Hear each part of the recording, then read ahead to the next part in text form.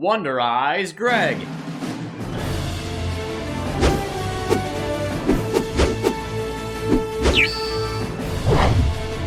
Unite Video.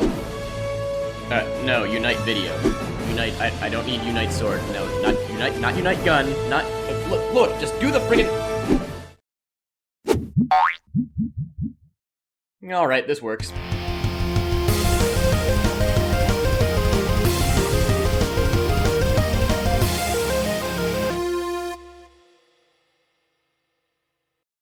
Henshin a go-go, baby. Ooh, whoops, wrong game. God, these friggin' heels. Hello, I'm Gregzilla, and I've got a lot of stuff going on right now. I've got a lot of projects I'm trying to do, in addition to school and life, lack thereof. And so to keep content flowing, I've decided to make a quick little video giving my thoughts on a video game. I'll be taking a look at the wonderful not Grand Theft Auto 5. Alright, now let's get cracking. Oh god. The Wonderful 101 is a Wii U exclusive action game by Platinum Games, the developers of Bayonetta Gear Rising Revanquish. The basic premise of the game is that you have a whole team of superheroes that you can morph into different weapons. The more teammates you have, the bigger your weapons will be, and the more effective your attacks will be. Sounds simple, right? It's not. This game actually has one of the steepest learning curves I've seen in a while. The first time I tried the demo, I was completely lost. So be warned that the first time you try this game, you probably will be overwhelmed and possibly crawl under your bed and cry. Or if it really takes you off guard, you might crawl under my bed and cry. Don't worry, I'm here. Watch out for the bugs. It seems very well suited to the Wii U, since you can draw shapes directly on the screen to make different weapons. But the battles get so chaotic that you're probably not going to want to take your hand off the buttons and sticks. For the most part, you're probably going to use the right stick to draw the shapes instead.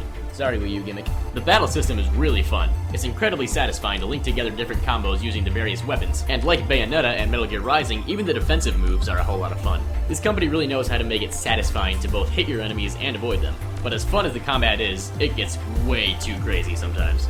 Like to the point where you need to just pause the game and take a breather.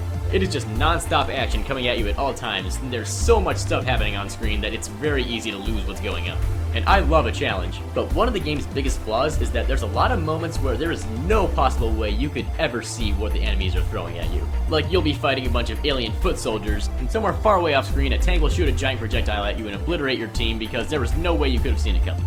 And sometimes even when there's only a couple of enemies, it's still a pain to tell what's going on. So yeah, the game has a lot of trouble making clear exactly what's going on at the moment, especially since most of the time it's incredibly bright and colorful. But with all that said, it's still an awesome game.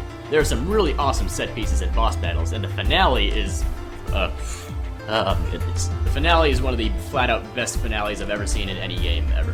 Which is funny because Platinum Games' previous game, Metal Gear Rising, also had one of my favorite finales ever, and that also came out this year. So yeah, Platinum Games is on a roll with awesome finales. The game also has the tendency to throw completely different gameplay styles at you from time to time, and these are very hit or miss. A couple of them are really fun, a couple of them are okay, and a couple of them just flat out suck. There's also a few segments where you have to look at the Wii U gamepad and the TV screen at the same time to complete puzzles and stuff, and the camera on these segments is really friggin' terrible. And then there's the fact that a lot of missions just throw a whole crapload of enemies at you without really any thought or creativity. It's just like, oh boy, here's a giant robot man, fight it please. Okay, you did a good job, now fight another giant robot man. I know you can do it, have fun, good time. And last but not least, there's the power meter. This meter basically limits the power of your attacks and how much you can change your weapons. If the meter is full, you can make a huge weapon and keep changing it over and over and over again. But if it's close to empty, you're just gonna have to sit there and wait for it to recharge before you can do anything.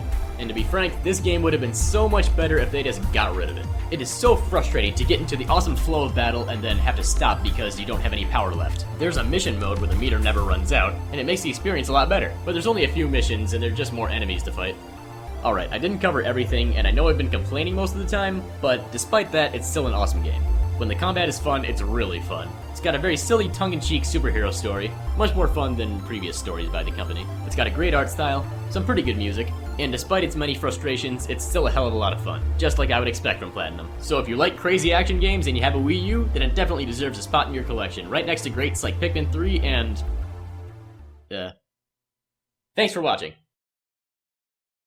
Hey guys, hope you liked this video, and there's some more cool stuff coming your way, but I'd like to take a second to give a shout out to a Kickstarter page that my dad started. He wrote a fun poetry book and got a really talented artist to help him out with the drawings. And personally, I think it deserves some attention. So if you could check out that page, I'd really appreciate it. Other than that, stay tuned for more videos from me, and I will see you later.